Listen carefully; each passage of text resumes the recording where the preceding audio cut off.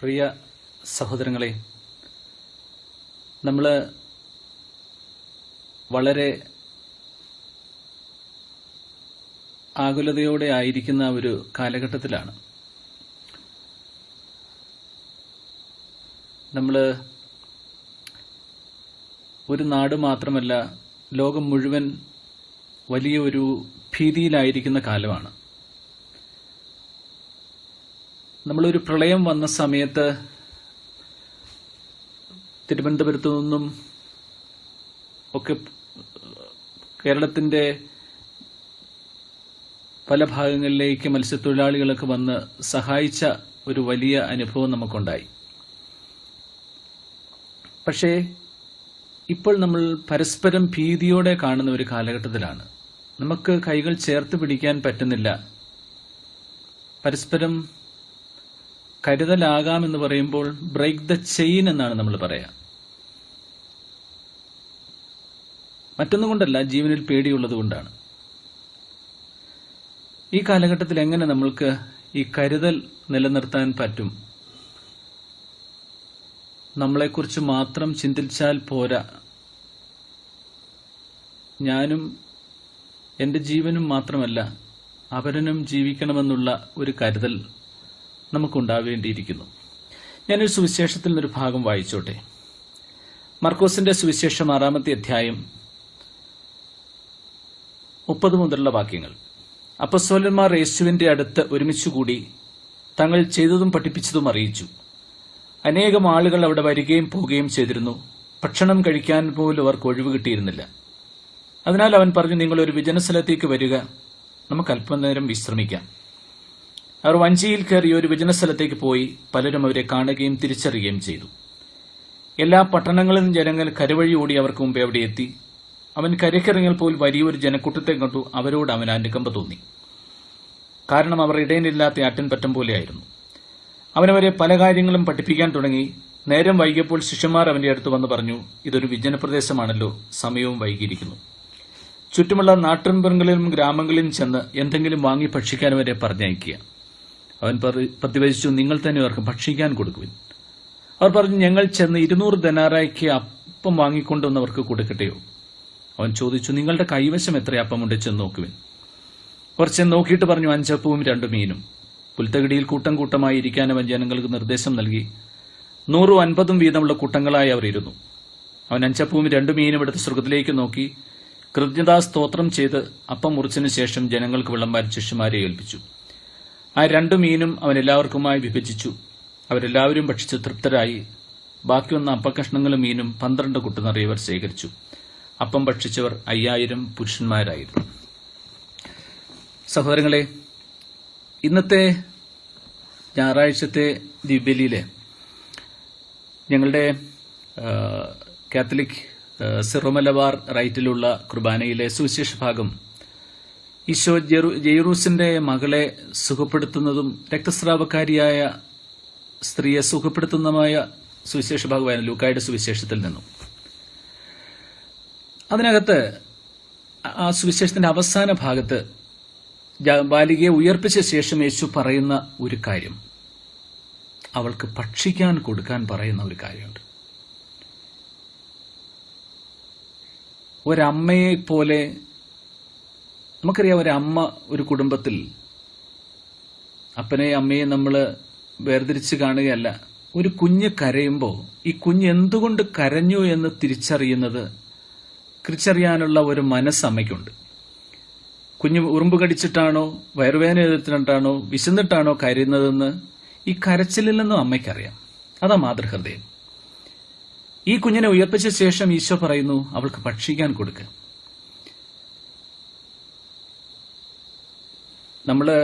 ഇപ്പോൾ ഞാൻ വായിച്ച സുവിശേഷത്തിന്റെ ആദ്യ ഭാഗത്ത് എന്താണ് നമ്മൾ കേൾക്കുക? ഭക്ഷണം കഴിക്കാൻ പോലും അവർക്ക് ഒഴിവ് കിട്ടിയിരുന്നില്ല, അത്ര തിരക്കായിരുന്നു. അവിടെയാണ് ഈശോ പറയുക, നമുക്ക് അല്പനേരം വിശ്രമിക്കാം. ഈ തിരക്കിൽ നിന്നും ഒരു ഏകാന്തതയിലേക്ക്, ഒരു മെഡിറ്റേഷനിലേക്ക് അവനെ ശിഷ്യരെയും കൂട്ടിക്കൊണ്ടുപോവുകയാണ്. തീർച്ചയായും നമ്മുടെയൊക്കെ ജീവിതത്തിൽ നമ്മൾ പലപ്പോഴും മറന്നുപോകുന്ന ഒരു കാര്യം, ഒത്തിരി തിരക്കുണ്ട്, പക്ഷെ നമുക്ക് നമ്മളെ തന്നെ നഷ്ടപ്പെട്ടു പോകുന്ന ഒരവസ്ഥയുണ്ട്. ഇവിടെ നമ്മളെ തന്നെ തിരിച്ചു പിടിക്കേണ്ട ഒരു ആവശ്യമുണ്ട്. അവിടെ ഈ ഏകാന്തതയിലേക്ക് ഈശോ ശിഷ്യനെയും കൂട്ടിക്കൊണ്ടു പോകുമ്പോൾ അവിടെയും അവനെ തേടിയെത്തുന്ന ആ മനുഷ്യര്, അവരെ കണ്ട് ഈശോയ്ക്ക് അവരോട് അനുകമ്പ തോന്നി. അവനവർക്കായി ദൈവരാജ്യത്തിന്റെ രഹസ്യങ്ങൾ പങ്കിട്ട് കൊടുക്കുന്ന സമയം അങ്ങനെ മുന്നോട്ട് പോകുന്നു.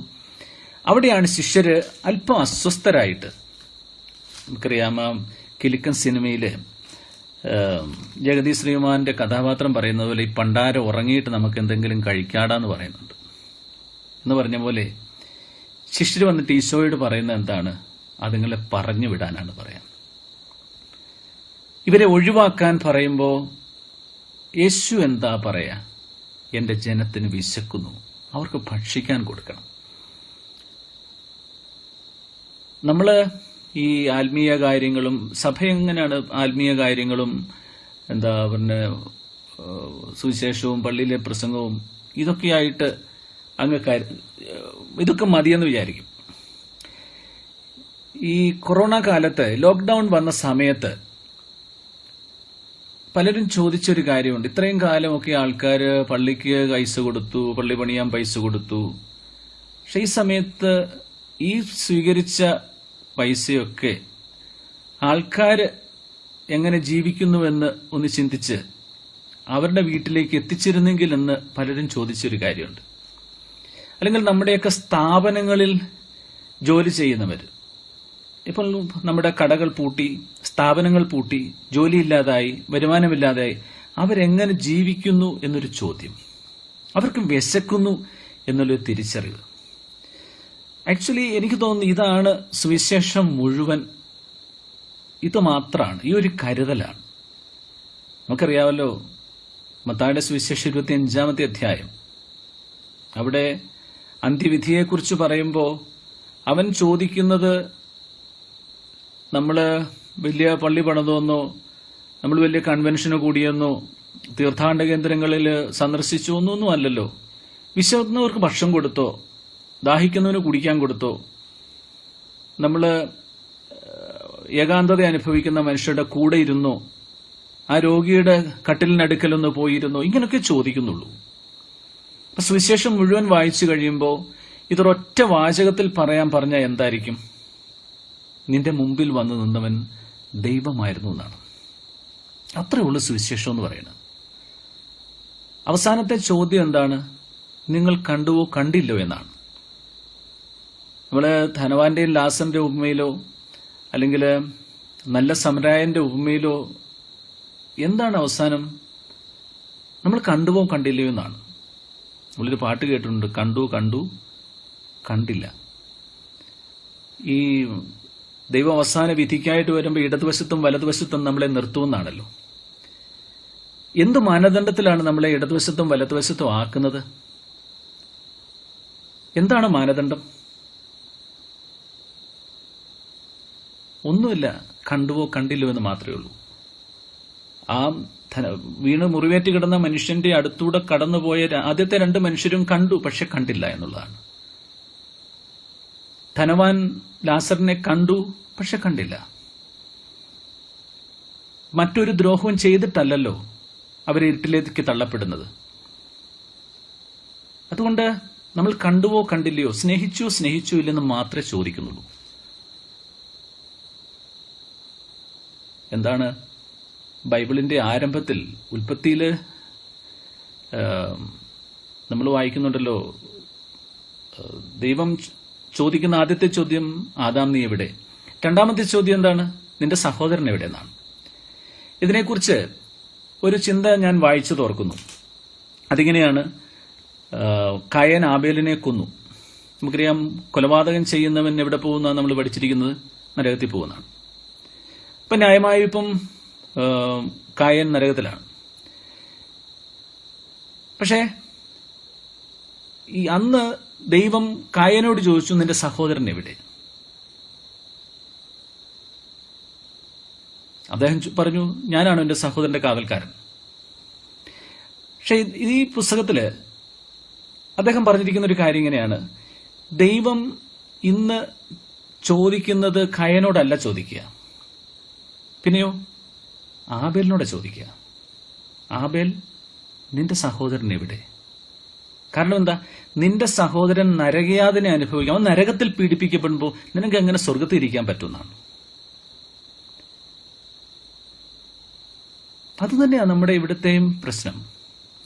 നമ്മുടെ ഈ കൊറോണ കാലത്തൊക്കെ നമ്മളുമായി ബന്ധപ്പെട്ട് ജീവിച്ച മനുഷ്യര്, നമ്മളിൽ നിന്ന് ശമ്പളം പറ്റിയിരുന്നവര്, നമ്മുടെ സ്ഥാപനത്തിലെ ജോലിക്കാര്, അവര് എങ്ങനെ ജീവിക്കുന്നു എന്ന് ചോദിക്കാൻ നമുക്ക് ഉത്തരവാദിത്വമുണ്ട്. അതില്ലെങ്കിൽ നമ്മൾ ആരും ക്രൈസ്തവരെന്നല്ല, മനുഷ്യര് പോലും ആവണില്ല. ആദ്യം മനുഷ്യനായിട്ടല്ലേ നമ്മളൊക്കെ ക്രൈസ്തവരാവണത്. നിക്കോളാസ് ബെർദിയുടെ ഒരു പ്രസിദ്ധമായ വാക്കുണ്ട്, the problem of my food is a material problem, but the problem of his food is my spiritual problem എന്ന് പറയുന്നുണ്ട്. എന്റെ വിശപ്പെന്ന് പറയുന്നത് ഒരു ഭൗതികമായ കാര്യമാണ്, പക്ഷെ അവരന്റെ വിശപ്പ്, അതിനോട് ഞാൻ എങ്ങനെ പ്രതികരിച്ചു എന്നതിനെ ആശ്രയിച്ചാണ് എന്റെ രക്ഷയെന്ന് പറയുന്നത്. ഇത്രയുള്ള സുവിശേഷം എന്ന് പറയുന്നത്. The problem of my food is a material problem. എന്റെ വിശപ്പ് ഒരു ഭൗതികമായ കാര്യമാണ്, പക്ഷെ അവരന്റെ വിശപ്പിനോട് ഞാൻ എങ്ങനെ പ്രതികരിച്ചു എന്നതിനെ ആശ്രയിച്ചാണ് എന്റെ രക്ഷ എന്ന് പറയുന്നത്. നമുക്കറിയാമല്ലോ, എല്ലാ ദിവസവും നമ്മൾ സുവിശേഷം, യേശു പഠിപ്പിച്ച പ്രാർത്ഥന ചെല്ലുന്നവരാണ്. പ്രാർത്ഥന എങ്ങനെയാണ്? സ്വർഗസ്ഥനായ ഞങ്ങളുടെ പിതാവേ. എന്റെ പിതാവെ എന്നല്ല നമ്മൾ വിളിക്കുക, മറിച്ച് ഞങ്ങളുടെ പിതാവേ. എന്താണ്? നമ്മളെല്ലാവരും ഒരു പിതാവിന്റെ മക്കളാണ്, നമ്മളെല്ലാവരും സഹോദരങ്ങളാണ്. ആ കാര്യം നമ്മൾ അംഗീകരിച്ചു. അന്നു വേണ്ടി ആഹാരം ഞങ്ങൾക്ക് തരണേന്നാണ്. എനിക്ക് തരണേന്നല്ല പ്രാർത്ഥിക്കുക, ഞങ്ങൾക്ക് തരണേന്നാണ്. എന്റെ മാത്രം വിശപ്പ് മാറിയാൽ പോരാ, എല്ലാ മനുഷ്യരുടെയും വിശപ്പ് മാറണം. സന്താനഗോപാലം എന്ന കവിതയില് മസൂനൻ നായർ പാടുന്ന പോലെ, ഇന്നു ഞാൻ നിറച്ചുണ്ട നെല്ലരിച്ചോറിന്റെ ഉള്ളിലും കണ്ണീർക്കടത്തിന്റെ കയ്പുകൾ കടുക്കുന്നു, ഇന്നു ഞാൻ കണ്ണാൽ കണ്ട മാനുഷക്കോലത്തിന്റെ എല്ലിലോ വിശപ്പിന്റെ വേർപ്പുനീർ തുറിക്കുന്നു എന്ന് ദർശനം. ഞാൻ വാരി ഉണ്ടെന്ന ചോറ്, ഇതിനെക്കുറിച്ച് എപ്പോഴെങ്കിലും നമ്മൾ ധ്യാനിച്ചിട്ടുണ്ടോ? പരവേശം ഉള്ളപ്പോഴാണ് നമ്മളങ്ങ് ധ്യാനിക്കുന്നതല്ലേ. ഓരോ മണിച്ചോറും ജീവൻ മരിച്ച ഭ്രൂണങ്ങളാണ്. വിതയ്ക്കപ്പെട്ടിരുന്നെങ്കിൽ ഓരോന്നും ഓരോ ചെടിയായി വളരില്ലായിരുന്നു, എല്ലാറ്റിലും ജീവനുണ്ടായിരുന്നു. എനിക്ക് വേണ്ടി കൊല്ലപ്പെട്ട ഭ്രൂണങ്ങളാണ് ഓരോ മണിച്ചോറും.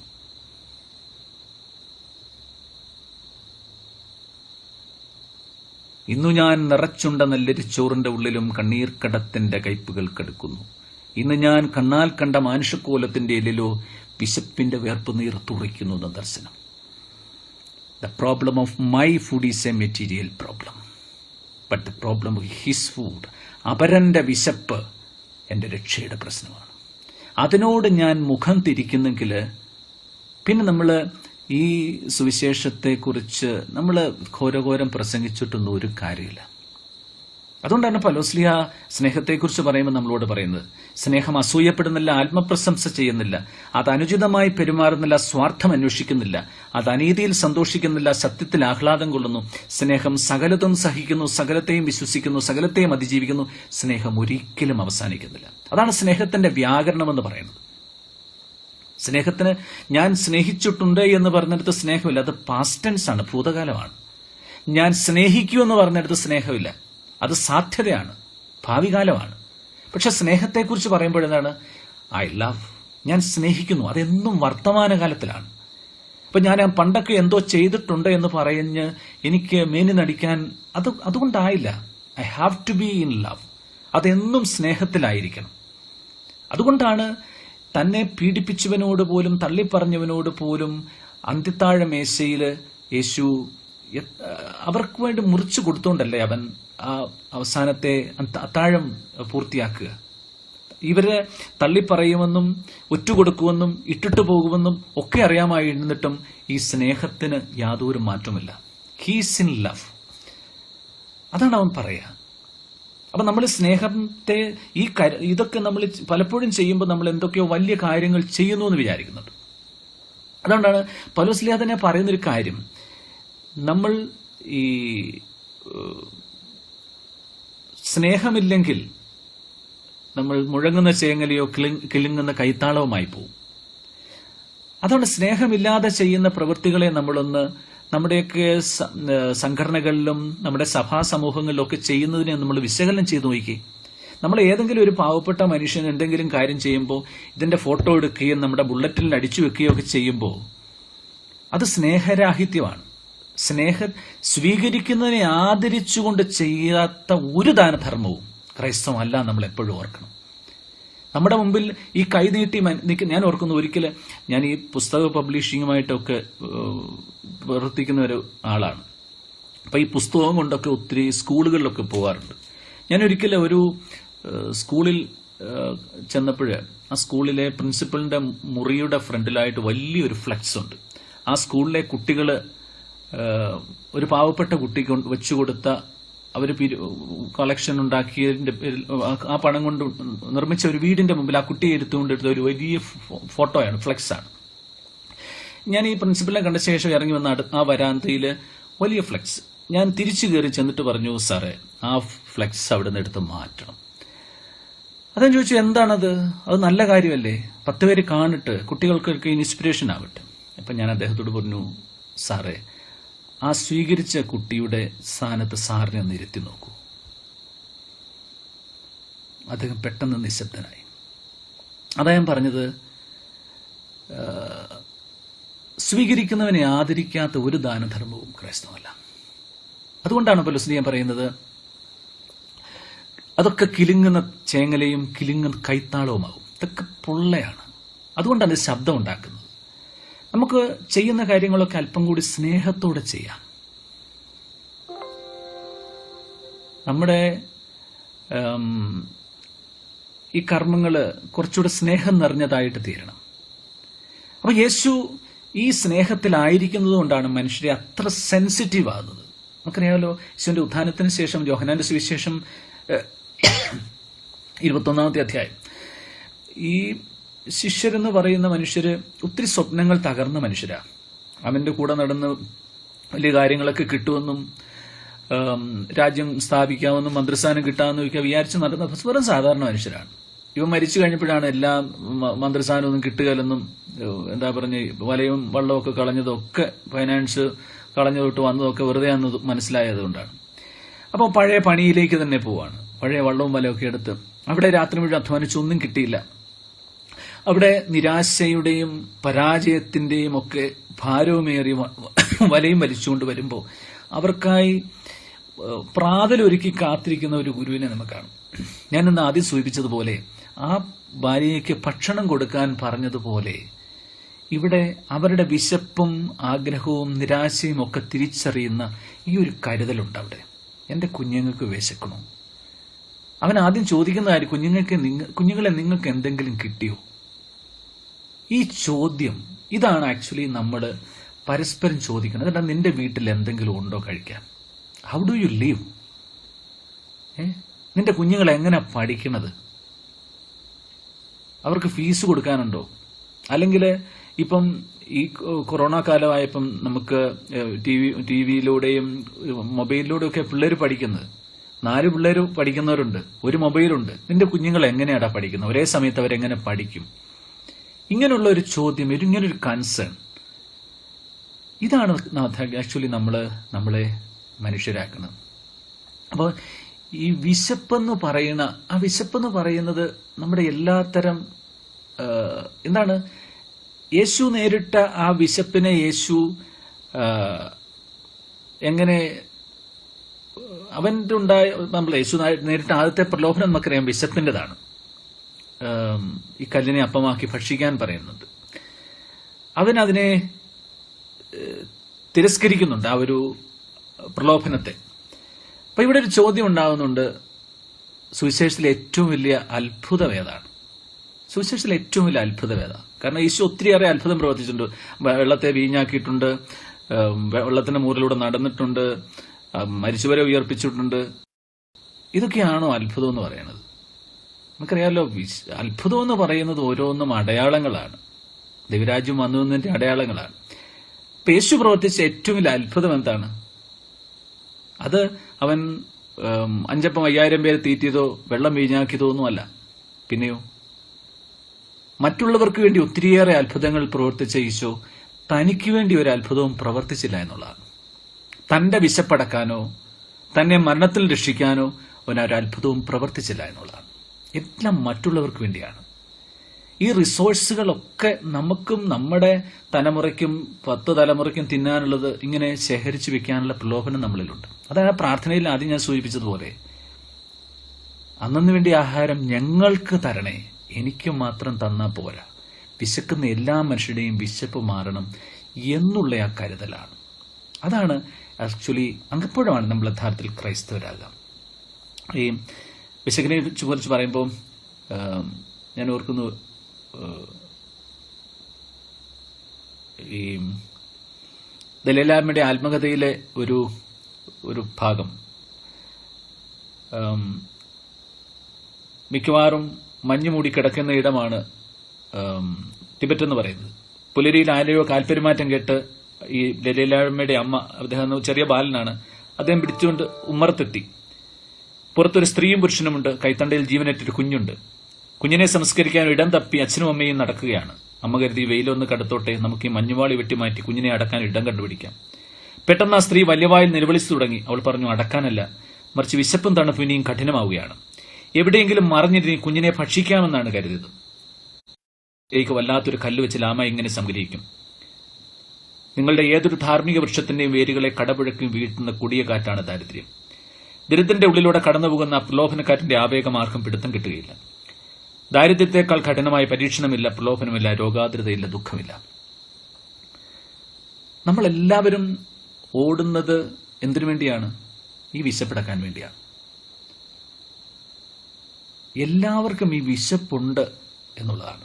ഞാൻ ഓർക്കുന്നു, ഞാൻ ജർമ്മനിയിൽ ജോലി ചെയ്യുന്ന കാലത്ത് അവിടെ ഈ ക്രിസ്മസ് കഴിഞ്ഞാൽ അവിടെ ഈ പൂജരാജാക്കന്മാരുടെ വേഷം കെട്ടിയ നമ്മുടെ അൾത്താര ബാലന്മാരും ബാലികമാരും വീടുകൾ സന്ദർശിച്ച് പണം കളക്ട് ചെയ്യും. ഈ പണം മുഴുവൻ ഇടവകയിലേക്ക് കളക്ട് ചെയ്തിട്ട് അതും ഇടവകയിൽ നിന്നും അത് ഡയസിസിലേക്ക് പോയി അത് മുഴുവൻ ഈ ആഫ്രിക്കൻ രാജ്യങ്ങളിലേക്കാണ്, പാവപ്പെട്ട രാജ്യങ്ങളിലേക്കാണ് പണം മുഴുവൻ പോകുന്നത്. അപ്പം ഞാൻ അവരുടെ ചാർജ് ആയിരുന്ന സമയത്ത് അവരുടെ ലീഡറായിരുന്ന ഒരു മുതിർന്ന പെൺകുട്ടിയുണ്ട്. അവളൊരു ക്വസ്റ്റ്യൻ അവരുടെ മുമ്പിലിട്ടു: നമ്മൾ ഈ പണമെല്ലാം ഇങ്ങനെ കളക്ട് ചെയ്ത് എന്തിനാ ആഫ്രിക്കയ്ക്ക് അയക്കുന്നത്? നമ്മുടെ നാട്ടിലും പാവങ്ങളില്ലേ എന്നൊരു ചോദ്യം. അത് മറ്റൊന്നും കൊണ്ടല്ല, അവരെ കൊണ്ട് ചിന്തിപ്പിക്കാൻ വേണ്ടി, അവരെ പ്രൊവോക്ക് ചെയ്യാൻ വേണ്ടി അവളിട്ടൊരു ചോദ്യമാണ്. അപ്പോൾ അതിനകത്ത് ഏകദേശം 8 വയസ്സ് വരുന്ന, ഞാൻ ഇന്ന് ഓർക്കുന്നു, ഖാദറി എന്ന് പറഞ്ഞൊരു പെൺകുട്ടി പറഞ്ഞ ഒരു ഉത്തരം. അവൾ പറഞ്ഞിങ്ങനെയാണ്: നമ്മുടെ ദാരിദ്ര്യവും ആഫ്രിക്കയിലെ ദാരിദ്ര്യവും രണ്ടാണ്. നമുക്കൊരു പക്ഷേ ഒരു നല്ല ഷൂ ഇല്ല എന്നും പറഞ്ഞായിരിക്കും നമ്മൾ കംപ്ലൈന്റ് ചെയ്യുന്നത്. നമുക്ക് നല്ല തണുപ്പിന് നല്ലൊരു ജാക്കറ്റ് ഇല്ല എന്ന് പറഞ്ഞായിരിക്കും നമ്മൾ കംപ്ലൈന്റ് ചെയ്യുന്നത്. പക്ഷെ അവിടെ അവർക്ക് ഭക്ഷിക്കാനില്ല. അവര് ദിവസങ്ങളായിട്ട് ഭക്ഷിക്കാതിരിക്കുകയാണ്. എന്റെ ഒരു സുഹൃത്ത് ഇപ്പോൾ ഇറ്റലി ജോലി ചെയ്യുന്നവൻ, അവൻ എനിക്ക് ലൈവില് ഒരു വീഡിയോ ഇട്ടു. അതിങ്ങനെയാണ്, എനിക്ക് സാധിക്കാമെങ്കിൽ എനിക്കത് നിങ്ങളെ കാണിക്കണമെന്നുണ്ടായിരുന്നു. അവനിങ്ങനെയാണ് പറഞ്ഞത്: അവന്റെ കൂടെ അവനൊരു ഹോസ്പിറ്റലിൽ ജോലി ചെയ്യാണ്. ആ ഹോസ്പിറ്റലിലെ ഒരു ഡോക്ടർ മാസത്തിൽ ഒരാഴ്ച ഒരവധിയെടുത്ത് ആഫ്രിക്കയ്ക്ക് പോകും. ആഫ്രിക്കയിൽ പോയി ഒരാഴ്ച അവിടെ സ്പെൻഡ് ചെയ്ത് കഴിയുന്നിടത്തോളം രോഗികളൊക്കെ ശുശ്രൂഷിച്ച് അവരുടെ ഡയഗ്നോസിസ് ഒക്കെ നടത്തി മരുന്നൊക്കെ ഡിസ്ട്രിബ്യൂട്ട് ചെയ്തിട്ട് തിരിച്ചു വരും. ഈ പോകുന്ന സമയത്ത് അവർ മാക്സിമം തുണികളും ചോക്ലേറ്റുകളും ഭക്ഷണ സാധനങ്ങളൊക്കെ ആയിട്ടാണ് പോകുന്നത്. ഇവരവിടെ ചെന്ന് ഈ കുട്ടികൾക്കായി ഭക്ഷണങ്ങളൊക്കെ ഇങ്ങനെ ഈ ചോക്ലേറ്റ് ഒക്കെ കൊടുത്ത സമയത്ത് ഒരു കൊച്ചുകുട്ടി ഈ ഡോക്ടറിനോട് ചോദിച്ചു: മമ്മ, നിങ്ങളുടെ രാജ്യത്ത് എല്ലാ ദിവസവും ഭക്ഷണം കഴിക്കുമോ?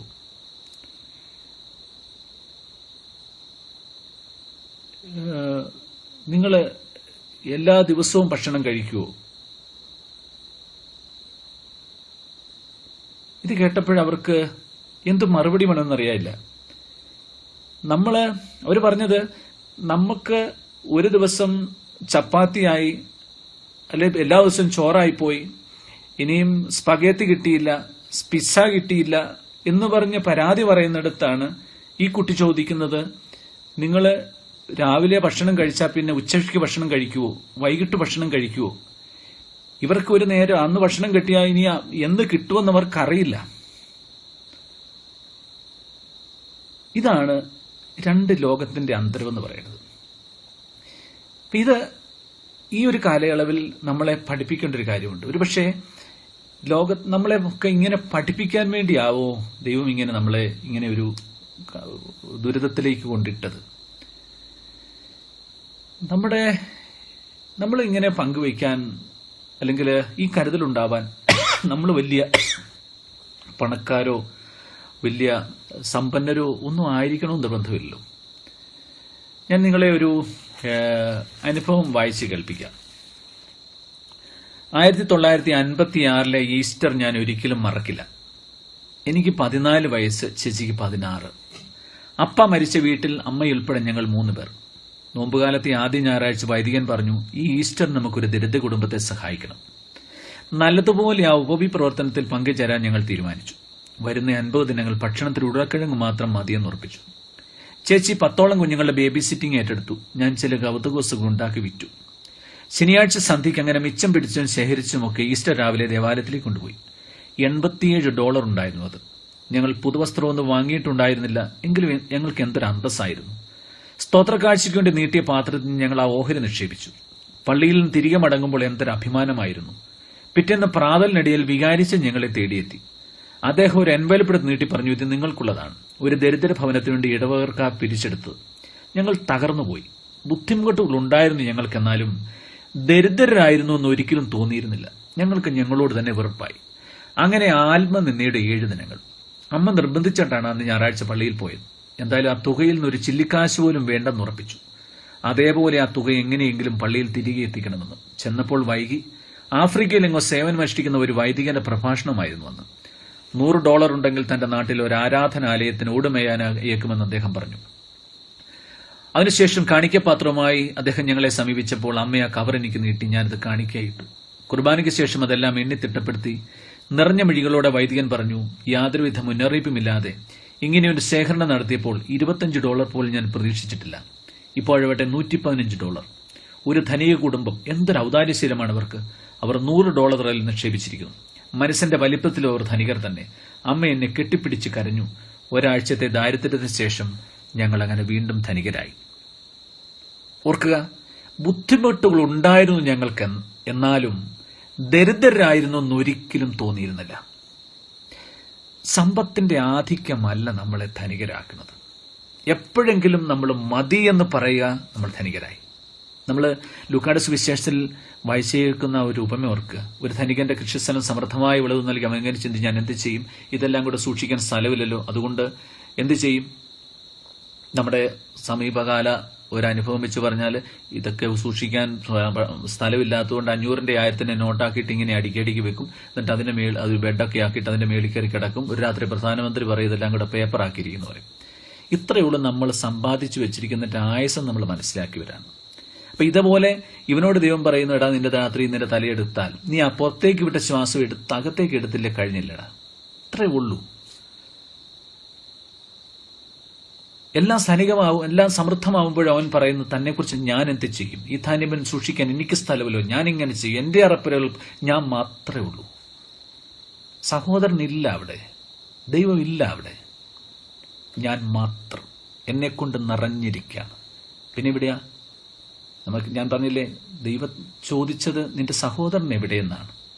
അപ്പൊ ഈ നാബേലിനോട് ചോദിക്കുന്നു, നിന്റെ സഹോദരൻ നരകത്തിലെ അതിനെ അനുഭവിക്കുമ്പോൾ നിനക്ക് എങ്ങനെ സ്വർഗത്തിലിരിക്കാൻ പറ്റും?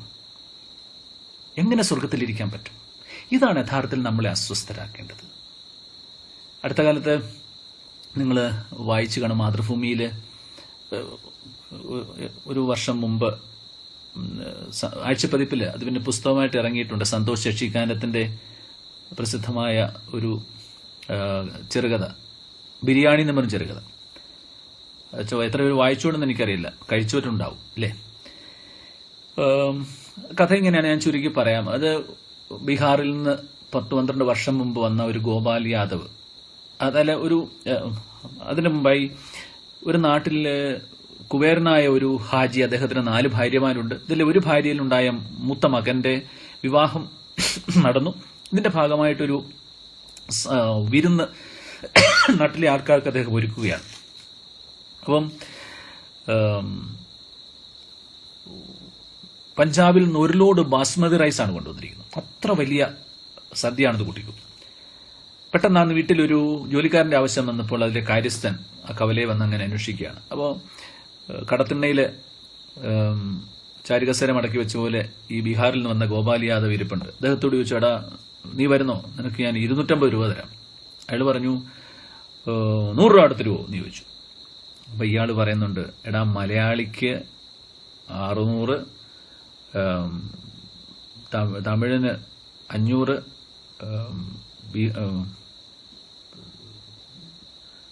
ബംഗാളിക്ക് 350, ബീഹാറിക്ക് 250. അതാണ് പടി. ബാർഗെയിൻ ചെയ്തെങ്കിലും അവൻ ഫോർച്യൂണർ സ്റ്റാർട്ട് ചെയ്തപ്പോൾ അതിനകത്ത് കയറിയിരുന്നു. പോയ വഴിക്ക് ഇവനോട് ചോദിച്ചു, നാട്ടിൽ നിനക്ക് എന്ത് കിട്ടുമായിരുന്നു? അപ്പൊ അവൻ പറഞ്ഞു തുടങ്ങി, കൽക്കരി ഖനിയുണ്ട്, അവിടെ ഈ ഞങ്ങളുടെ സ്ത്രീകൾ അതിൽ നിന്നും പുറന്തള്ളുന്നതിനകത്ത് ഇങ്ങനെ നല്ലത് തിരഞ്ഞെടുത്തിട്ട് ഞങ്ങൾക്ക് തരും. അത് 200 കിലോ സൈക്കിളെ വെച്ച് കെട്ടി 40 കിലോമീറ്റർ തള്ളിക്കൊണ്ട് പോകും. അവിടെ എത്തുമ്പോൾ 150 രൂപ കിട്ടും. പിന്നെ വഴിനീള പോലീസുകാർക്ക് കൊടുക്കണം. സൈക്കിൾ നന്നാക്കി കഴിയുമ്പോൾ 10 രൂപ മിച്ചം കാണും. ഈ 10 രൂപയും കൊണ്ട് വീട്ടിലെത്തുമ്പോൾ വിശന്ന് കരഞ്ഞ് എന്റെ കുഞ്ഞ് മണ്ണ് തിന്ന് ഉറങ്ങിപ്പോയത് പറഞ്ഞ ഇവന് മനസ്സിലാകുമോ എന്നാണ് അവൻ ചോദിക്കുന്നത്. എന്താണ്, എന്നിട്ടാണോ നീ എന്നോട് 100 രൂപ കൂടുതൽ ചോദിച്ചത്? അപ്പോഴാണ് അവൻ മനസ്സിൽ പറയുക, ഈ 10 രൂപയും കൊണ്ട് വീട്ടിലെത്തുമ്പോൾ വിശന്ന് കരഞ്ഞ് എന്റെ കുഞ്ഞ് മണ്ണ് തിന്ന് പയറുവള്ളി പോലെ ചുരുണ്ടുറങ്ങിപ്പോയത് പറഞ്ഞാൽ ഇവന് മനസ്സിലാവുമോ? വീട്ടിലെത്തുമ്പോൾ അവന് ജോലി കൊടുക്കുകയാണ്. എന്താണ്? അവന്റെ ആഴത്തൊരു കുഴി കുഴിക്കുക, അത്രയും നീളയും വിധമുള്ളൊരു കുഴി കുഴിക്കുക. എന്തിനാണ്? മിച്ചം വരുന്ന ബിരിയാണി ചോറ് കൊണ്ടിട്ട് മൂടാൻ വേണ്ടിയാണ്. ഈ തമ്പൊട്ടിക്കാത്ത ബിരിയാണി ചോറ് വരെ കൊണ്ടിട്ട് ചവിട്ടി അമർത്താൻ പറയാണ്. അപ്പോൾ അവൻ ഓർക്കുന്നു, ഇവന്റെ ഭാര്യ ഗർഭിണിയായിരുന്നപ്പോൾ ഇവരൊന്നിച്ച് കടയിൽ പോയത്. അപ്പൊ അവൾ ഈ ബാസ്മതി റൈസ് ആദ്യമായിട്ട് കാണുക. ഇതെന്താന്ന് ചോദിച്ചു. കണ്ടിട്ടില്ല, പിന്നല്ലേ കഴിക്കുന്നത്. അപ്പൊ അതിനകത്തുനിന്ന് അവനൊരു വാങ്ങാൻ ശേഷിയില്ലാത്തതുകൊണ്ട് 200 ഗ്രാം വാങ്ങിക്കൊടുക്കുകയാണ്. കാളവണ്ടിയിൽ ഇങ്ങനെ യാത്ര ചെയ്യുമ്പോൾ അവൾ അത് വായിലിട്ട് ചവയ്ക്കുകയും അത് കിറിയിലൂടെ പാല് പോലെ ഒഴുകുകയൊക്കെ ചെയ്ത് അവൻ ഓർത്തു. അവർക്ക് ഈ കുഞ്ഞ് പിറന്നപ്പോൾ അവൻ ആ കുഞ്ഞിന് ബാസ്മതി എന്ന് പേരിട്ടു. ആ കുഞ്ഞ് വിശന്ന് മരിച്ചുപോയി. അങ്ങനെ സ്വന്തം കുഞ്ഞ് വിശന്ന് മരിച്ചുപോയ ഒരപ്പനോടാണ് ഈ ബിരിയാണിച്ചോറ് ചവിട്ടി അമർത്താൻ പറയണത്. വിശപ്പറിഞ്ഞവരും അറിയാത്തവരും തമ്മിൽ വലിയൊരു അന്തരമുണ്ട്. നമ്മൾ ഈ സമൃദ്ധിയിൽ ജീവിച്ചു കഴിയുമ്പോൾ ഈ മനുഷ്യരെങ്ങനെ ജീവിക്കുന്നു എന്നറിയില്ല. അതിനകത്ത് ഇവൻ ഈ കുഴി കുഴിക്കുമ്പോൾ ഈ വീട്ടിലെ ഒരു കൊച്ചു പയ്യൻ അവൻ വന്നിട്ട് ഇയാളോട് ചോദിക്കുന്നുണ്ട്, താൻ എവിടത്തുകാരനാണ്? അവൻ പറഞ്ഞു ബീഹാറാണ്. അപ്പൊ ബീഹാറിലെ എവിടാന്ന് ചോദിച്ചപ്പോൾ ഇന്ന സ്ഥലം പറഞ്ഞപ്പോൾ അവന്റെ ഐപാഡ് ഇങ്ങനെ പേജ് മറിച്ചിട്ട് പറഞ്ഞു, ഇപ്പൊ അത് ബീഹാറല്ല ജാർഖണ്ഡ് ആയിപ്പോയി എന്നാണ്. കാരണം സ്വന്തം സംസ്ഥാനം വേറൊന്നായിപ്പോയതുപോലും ഇവന് അറിയണില്ല. നാടും അവൻ ജനിച്ച നാട് വേറൊരിടത്തായിപ്പോയതുപോലും അവൻ അറിയണില്ല. അങ്ങനെ എല്ലാ അർത്ഥത്തിലും ശിഥിലീകരിക്കപ്പെട്ട ഒരു ഇത്തരം മനുഷ്യ വിഭാഗങ്ങളുണ്ട്.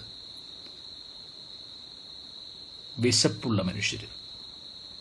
ഇങ്ങനെ മനുഷ്യരെ തിരിച്ചറിയുക എന്നുള്ളതാണ് നമ്മുടെ ധർമ്മം. പൗലോസ്ലീഹ കൊറിന്ത്യർക്ക് എഴുതിയ 1-ാം ലേഖനത്തില് 11-ാമത്തെ അധ്യായത്തില് നമ്മളെ ശാസിക്കുന്ന ഒരു രംഗമുണ്ട്. കൊറിന്ത്യ സമൂഹത്തില് കരുതലില്ലായ്മയെക്കുറിച്ച് അദ്ദേഹം അവരെ ശാസിക്കുന്നുണ്ട്. ഇനി പറയാൻ പോകുന്ന കാര്യങ്ങളിൽ ഞാൻ നിങ്ങളെ പ്രശംസിക്കുന്നില്ല. നിങ്ങളുടെ സമ്മേളനങ്ങൾ ഗുണത്തിന് പകരം ദോഷമാണ് ചെയ്യുന്നത്. നിങ്ങളെ യോഗ്യത തിരിച്ചറിയാൻ പ്രശ്നങ്ങൾ ഉണ്ടാവേണ്ടത് ആവശ്യമാണ്. നിങ്ങൾ സഭയായി സമ്മേളിക്കുമ്പോൾ ഓരോരുത്തരും സ്വന്തം ഭക്ഷണം കഴിക്കുന്നു. അവരൻ തിന്നുകുടിച്ച് കുറച്ചുപേര് തിന്നുകുടിച്ച് ഉന്മത്തരായിരിക്കുന്നു, ബാക്കിയുള്ളവർ വിശന്നിരിക്കുകയും ചെയ്യുന്നു. ഇതിന്റെ പേര് നിങ്ങളെ പ്രശംസിക്കണമോ? ഇല്ല, പ്രശംസിക്കില്ല എന്നാ പറയാം. നമുക്കറിയാം എന്തായിരുന്നു അവിടുത്തെ പ്രശ്നം എന്ന് പറയുന്നത്. പാരമ്പര്യത്തിന്റെ പ്രശ്നം. എബ്രായരിൽ നിന്ന് മാനസാന്തരപ്പെട്ട കുറെ കുലീനരായ മനുഷ്യര്, വിജാതിയിൽ നിന്ന് മാനസാന്തരപ്പെട്ട കുറെ പാവപ്പെട്ട മനുഷ്യര്. നമ്മുടെ ഇന്നത്തെ സമൂഹത്തിൽ ഉണ്ടാകുന്ന, നമ്മൾ ആലോചിച്ച് നോക്കുക, ഈ ദളിതരായ മനുഷ്യരെയൊക്കെ മാറ്റി നിർത്തുന്ന സ്വഭാവം നമ്മുടെയൊക്കെ സഭയിൽ ഉണ്ടായിട്ടില്ലേ? അപ്പൊ നമ്മളെക്കുറിച്ച് തന്നെ ഇത് പറയുന്നവർക്ക് അവരെ മാറ്റി നിർത്തി. ഇപ്പൊ ഇവരൊന്നിച്ചു വന്നപ്പോഴ് ഒരുമിച്ച് ഭക്ഷിക്കാനുള്ള വിഷമം നമ്മൾ ഓർക്കണം. യേശുവിന്റെ പ്രത്യേകത എന്തായിരുന്നു? ഇങ്ങനെയുള്ള മനുഷ്യരെ എല്ലാം കൂടി ഒരു മേശയിൽ ഇരുത്തി എന്നുള്ളതാണ്. അവന്റെ പന്തി ഭോജനം, ഊട്ടുമേശ പ്രസ്ഥാനം, അവരെ എല്ലാം കൂടി ഒരു മേശയിലേക്ക് അവൻ കൊണ്ടുവന്നു. നമ്മളൊരു ഭക്ഷണമേശയിൽ ഒരുമിച്ചിരിക്കുമ്പോൾ എന്താ അത് പറയുന്നത്? വി ആർ ഓൾ ഈക്വൽസ് അല്ലേ? നമ്മൾ ഓർക്കണം, മലയാളത്തിലെ ജെസി ഡാനിയലിന്റെ ആദ്യത്തെ സിനിമ അല്ലേ, സെല്ലുലോയിഡ് എന്ന് പറഞ്ഞ സിനിമ ഇറങ്ങിയത് ഓർക്കുക. ആ വിഗതകുമാരൻ എന്ന സിനിമ അദ്ദേഹം നിർമ്മിച്ചപ്പോ അതിലെ നായിക റോസി എന്ന കഥാപാത്രം, റോസി എന്ന നടി, അവളൊരു താഴ്ന്ന ജാതിയിലുള്ള പെൺകുട്ടിയായിരുന്നു. അവൾ താഴ്ന്ന ജാതിയിലുള്ള പെൺകുട്ടി ആയിരുന്നതുകൊണ്ട് അവൾക്ക് ആ സിനിമ ആദ്യമായിട്ട് തിയേറ്ററിൽ കയറി കാണാൻ സാധിച്ചില്ല. അവൾ പുറത്തു നിൽക്കേണ്ടി വന്നു. ആദ്യത്തെ ഷോയിൽ തന്നെ അവര് എല്ലാം അലങ്കോലമാക്കി, തിയേറ്റർ തരിപ്പണമാക്കി, അവൾക്ക് നാട് വിട്ടു പോകേണ്ടി വന്നു. ഈ സിനിമ, ആ സെല്ലിലോട് എന്ന സിനിമയിൽ നമ്മൾ ഓർക്കണം, ജെസി ഡാനിയല് ഇവളെ അഭിനയിക്കാൻ വന്നപ്പോൾ ആ സെറ്റിൽ ഇവള് ഭക്ഷണം കഴിക്കുമ്പോൾ വീടിന്റെ താഴെ, മുറ്റത്തിന് താഴെ ഇരുന്ന് അവള് നിലത്തിരുന്ന ഭക്ഷണം കഴിക്കുന്നത്. ജെസി ഡാനിയൽ ഒരു ക്രൈസ്തവനായിരുന്നത് കൊണ്ടാണ് അദ്ദേഹം പറയുന്നു, റോസി എന്താ അവിടെ ഇരിക്കുന്നത്? റോസി മുകളിലേക്ക് വരൂ, ഇവിടെ ഇരുന്ന് കഴിക്കൂ. നമ്മുടെ നാട്ടില് താഴേക്കടയിലുള്ളവർക്ക് അല്ലെങ്കിൽ മറ്റുള്ള മനുഷ്യരോട് നേരിട്ട് നിൽക്കാൻ പോലും സംസാരിക്കാനും സാധിച്ചിട്ട് തൊട്ടുകൂടാത്ത തീണ്ടിക്കൂടാത്ത കാലം. അവിടെ ജെസി ഡാനിയലിനെ എനിക്ക് അത് കണ്ടപ്പോൾ എത്രമാത്രം അദ്ദേഹം ആ സുവിശേഷത്തിന്റെ സത്ത ഉൾക്കൊണ്ടിരുന്നു എന്ന് എനിക്കൊരു ആത്മാഭിമാനം തോന്നി. ഒരു ക്രൈസ്തവനാണ് സാധിക്കുക. പൗലോസ് എന്താ പറയാ? നിങ്ങൾ പരസ്പരം കാത്തിരിക്കാതെ കുറച്ചുപേര് നേമ്പക്കം വിടുന്നു, ബാക്കിയുള്ളവർ വിശന്നിരിക്കുന്നു. പാരമ്പര്യത്തിന്റെ പേരിൽ നിങ്ങൾ പരസ്പരം കരുതലില്ലാതെ പോകുന്നു. ഇവര് ഈ ഒരുമിച്ച് ഓരോരുത്തരും നമുക്ക് ഇന്ന് പള്ളിയിൽ ഒരുമിച്ച് അപ്പം അല്ലെങ്കിൽ വിശുദ്ധ ഡിസ്ട്രിബ്യൂട്ട് ചെയ്യുന്നത് പോലെ അല്ലെന്ന് ഓരോരുത്തരുടെ കണ്ണീരിൽ ചുട്ട വിയർപ്പിൽ ചുട്ട അപ്പം കൊണ്ടുവന്നിട്ടിരുന്നു. ഇത് പാവപ്പെട്ടവൻ പൊതിയാഴ്ച മറ്റൊരു ഞങ്ങൾ കഴിച്ചാൽ നിങ്ങൾ ഒറ്റയ്ക്ക് കഴിച്ചോളാൻ പറഞ്ഞു. അവരുടെ കൂടെ അവനുണ്ടാക്കിയ ഭക്ഷണം പങ്കിടാനുള്ള വൈകല്യം. പൗലോസ് ഏതാ പറയാം? നിങ്ങൾ ഇതിന്റെ പേരിൽ ഞാൻ പ്രശംസിക്കുകയല്ല, മറിച്ച് ശാസിക്കുകയാണ്. ഇത് ക്രൈസ്തവമല്ല, അത് നമ്മളോട് തന്നെയാണ് പറയുന്നതെന്ന് ഓർക്കുക. ഇത്തരം മനോഭാവങ്ങൾ നമ്മളുടെ ഇടയിലുണ്ട്. ഇത്തരം മനോഭാവങ്ങളെ നമ്മൾ ചെറുക്കുക എന്നുള്ളതാണ്. ഇതിനപ്പുറം ഈ കരുതലോടുകൂടി ജീവിക്കുക. ഇന്നു ഞാൻ നിറച്ചുണ്ട നെല്ലരിച്ചോറിന്റെ ഉള്ളിലും കണ്ണീർ കടത്തിന്റെ കയ്പുകൾ കടക്കുന്നു. ഇന്ന് ഞാൻ കണ്ണാൽ കണ്ട മാനുഷക്കോലത്തിന്റെ ഇല്ലിലു വിശപ്പിന്റെ വേർപ്പ് നീർത്തു വയ്ക്കുന്നത് ദർശനം. നമ്മൾ ഓർക്കുക, നമ്മളൊക്കെ ഇന്ന് ജീവിക്കുന്നത് എന്താണ്?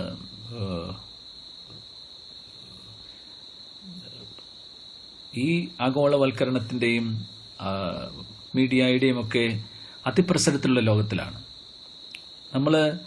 നമ്മുടെ മക്കള് നമ്മൾ അനുഭവിച്ചതൊന്നും അനുഭവിക്കരുതെന്ന് വാശി പിടിക്കുന്നവരാണ്. നമ്മളൊക്കെ കഷ്ടപ്പെട്ടതാണ്, പക്ഷെ എന്റെ കുഞ്ഞൊരിക്കലും കഷ്ടപ്പെടാൻ പാടില്ല എന്നുള്ള ഒരു കാർക്കശ്യമൊക്കെ നമുക്കുണ്ട്. പക്ഷെ നമ്മുടെ കുഞ്ഞുങ്ങള് ബുദ്ധിമുട്ടുകൾ അനുഭവിച്ചു വളരണമെന്ന് തീരുമാനിക്കണം നമ്മുടെ കുഞ്ഞുങ്ങൾ. നമ്മൾ എന്താ കുഞ്ഞുങ്ങളെ എങ്ങനെ വളർത്തുക? അവര് സ്കൂളിൽ നിന്നെടുത്ത്, വീട്ടിൽ നിന്നെടുത്ത് വണ്ടിയെ വെക്കും, വണ്ടിയെ നിന്നെടുത്ത് സ്കൂളിൽ വെക്കും, സ്കൂളിൽ നിന്നെടുത്ത് വണ്ടിയെ വെക്കും, വണ്ടിയെ നിന്നെടുത്ത് വീണ്ടും വീട്ടിൽ വെക്കും. നടന്നു പോകുമ്പോൾ നമ്മൾ അനുവദിക്കില്ല.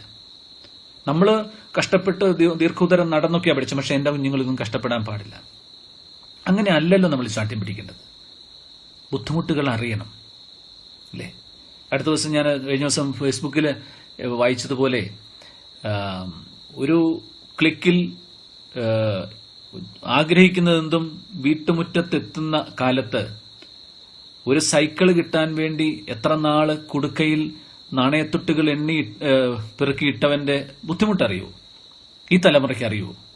അപ്പൊ എങ്ങനെയൊക്കെ നമ്മൾ ഈ കഷ്ടപ്പാടിലൂടെ കടന്നുപോയവരാണ്. അപ്പൊ അങ്ങനെ ഈ കഷ്ടപ്പാടുകൾ ബുദ്ധിമുട്ടുകളും അറിയരുതെന്നല്ല, അറിഞ്ഞ് വളരണമെന്ന് നമ്മുടെ കുഞ്ഞുങ്ങളെ നമുക്ക് പഠിപ്പിക്കാൻ കടമയുണ്ട്. പരസ്പരം കാത്തിരിക്കാൻ കടമയുണ്ട്. കാട്ടുചെടികളും കൊച്ചുമരങ്ങളും ഇറ്റിനീരെന്നായി ഉഴന്ന് ദാഹിക്കവേ ചിട്ടയിൽ പാലിച്ച ചെടി ചട്ടിയിൽ പൂത്താൽ അത് വസന്തമാകുമോ എന്ന് ചോദിക്കുന്നുണ്ട് അല്ലേ? നമ്മുടെ നാട്ടിലെ കുറച്ചു പേര് ഇങ്ങനെ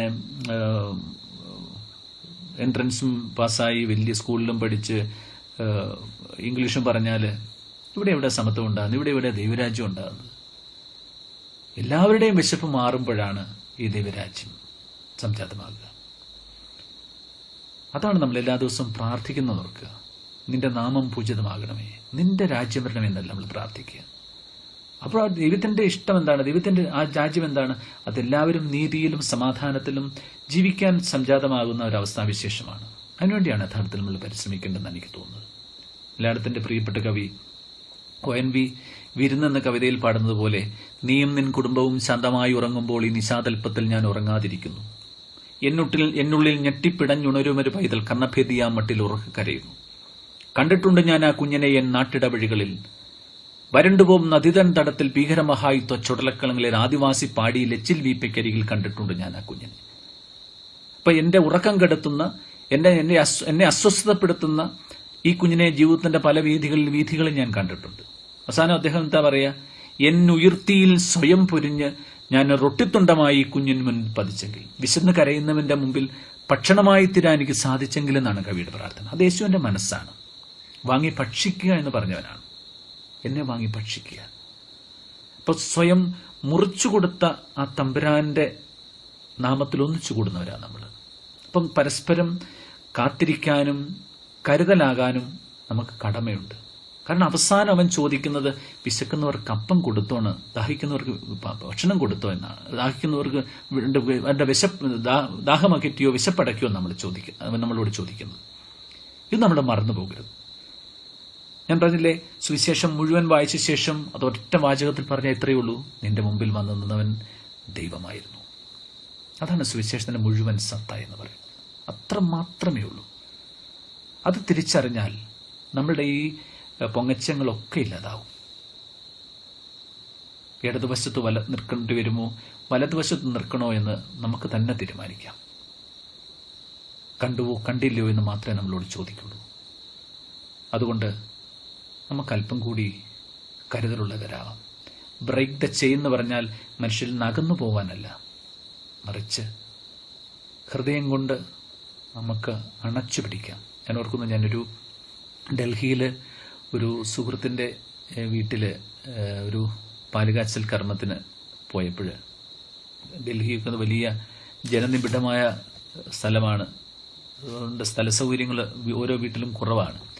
2 വീട്ടിൽ ഉൾക്കൊള്ളാനുള്ള ആൾക്കാർ അവിടെ എത്തിയിട്ടുണ്ട്. അപ്പോഴാ കുടുംബനാഥൻ അന്ന് പറഞ്ഞൊരു വാചകം എന്നെ ഇന്ന് ഞാൻ ഓർക്കുന്നു. We don't have the physical space to contain you all, but we have a big heart. നിങ്ങളെ എല്ലാവരെയും ഉൾക്കൊള്ളാൻ ഞങ്ങളുടെ വീടിനാവില്ല, പക്ഷെ ഞങ്ങളുടെ ഹൃദയത്തിനാവും. ഈ ഒരു മനസ്സുണ്ടായാൽ മതി. ഹൃദയം കൊണ്ട് നമുക്കൊക്കെ അണച്ചു പിടിക്കാം. നമുക്ക് ചോദിക്കാം, നീ എങ്ങനെ ജീവിക്കുന്നു? നീ ഭക്ഷണം കഴിച്ചോ? നിന്റെ കുഞ്ഞുങ്ങൾ എങ്ങനെ പഠിക്കുന്നു? അവർക്ക് പഠിക്കാനുള്ള സാമഗ്രികളുണ്ടോ? ഇത് ചോദിക്കാൻ നമുക്ക് കടമയുണ്ട്. കരുതലാവാം, കരുതലേകാം. നന്ദി.